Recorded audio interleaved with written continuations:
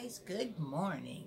I'm hoping you're having a fabulous morning and enjoying this beautiful day.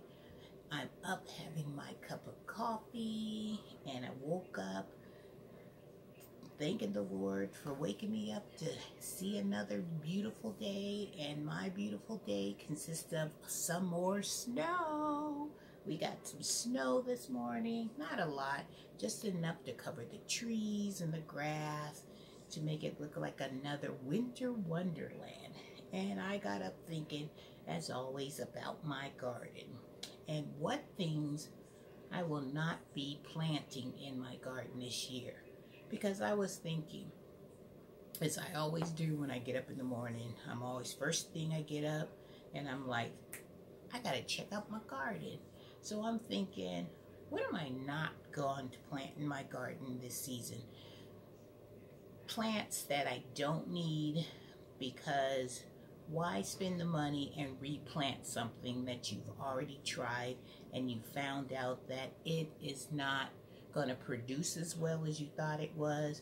It will attract a lot of pests to your garden, or maybe it's just wasn't worth the time, because planting stuff in your garden means it takes away from giving the attention to the plants that you know are going to be a great provider in your garden. So I have decided, let me take a sip of my coffee. Nothing like waking up with some good tasting coffee. So these are the things that I have decided that will not go in Renee's garden. First one being this camouflage plant. Remember this plant right here? This is the plant that I was trying to kill all summer long. This plant is gorgeous, but this plant is very evasive. This plant will draw you in saying, oh, look how beautiful I am. You'll get, sidetracked by the variegation of the leaves, because they are, I hand it to you, this plant is beautiful.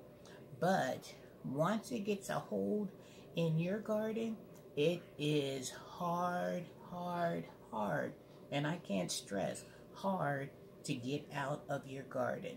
I've been fighting this plant for at least 7-8 years, and every year that I think that I have got rid of that plant, I look around, that plant done popped up again, and I'm like, there it is again. But it's beautiful. So this is one plant that I have been trying to get rid of forever, and I'm sure I'll see some of it popping up this spring as usual, because that's when it pops up in the spring. It comes up beautiful, and then it's one thing about that plant is that it gives off this smell of like a fish smell, like a rotten fish smell, and that is horrible. And you want to walk through your garden and smell nothing but beautiful aromas in your garden. Trust and believe, this camouflage plant is not the plant that's going to give you that beautiful smell you're looking for. It just won't. You'll be like this. What is that smell? Oh my gosh, what is that? And then you'll realize, it's that such beautiful plant that you thought was so gorgeous when you saw it in the store. You got hypnotized by the the variegated leaves that it has. Beautiful, beautiful. But thumbs down on that plant. I'll still be fighting that plant this spring. I know it's out there waiting. It says, Renee, I ain't done with you yet. You may think you got me, but poop, look at me now. I am back again. But you know what? I'm not going to lose that battle. Renee going to be on it. I already got my spray and my pumper ready to get it going. I'm waiting for that plant. Okay, and the second thing that I thought that I am not going to be planting in my garden, because I've really tried it. I've tried to saute it. I've tried to grill it. I've tried to boil it with all kinds of good seasonings. I tried to bake it, but me and this particular vegetable just could not get along. You want to know what that vegetable is? And you guys, I see you guys loving. Maybe if you guys would give me some good recipes that I would try, maybe I will change my decision. But for right now, this purple eggplant will not be getting replanted in Miss Renee's garden. Beautiful. I loved it because of the color. I loved it because of the shape and the structure. And it was a vegetable that I wanted to try. So, you know, you never know until you try out certain things if you're going to like it or not like it. So, I tried. Me and the eggplant just couldn't come together.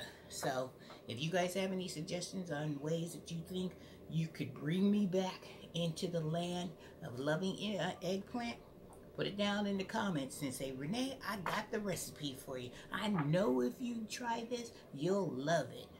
Well, I'm willing to try, but I'm not going to grow it. I'll go buy one in the grocery store and try out your recipe. And then if I like it, then I may go ahead and try this again. And the next one, you know, I've been trying to grow a lot of bell peppers this year. So I did the red bell pepper, I did the green bell pepper, and I also brought this bell pepper called the Blondie bell pepper. And this is what it looks like. This blonde one right here. Beautiful. Almost like an albino bell pepper.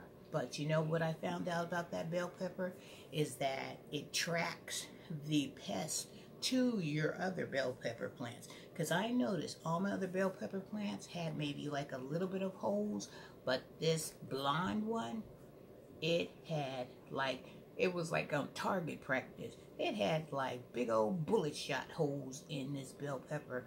Those things were loaded with all kinds of worms, all kinds of bugs. Everything was inside of this white bell pepper. I've never grown this bell pepper before. I thought it would be cute because look, it's blonde. You know, I mean, we don't see that in the grocery stores. So I said, let me try this. So I was excited about planting this, but when I actually grew these, nope. This one attracts too many pests for me, so I will not be growing this one at all this year.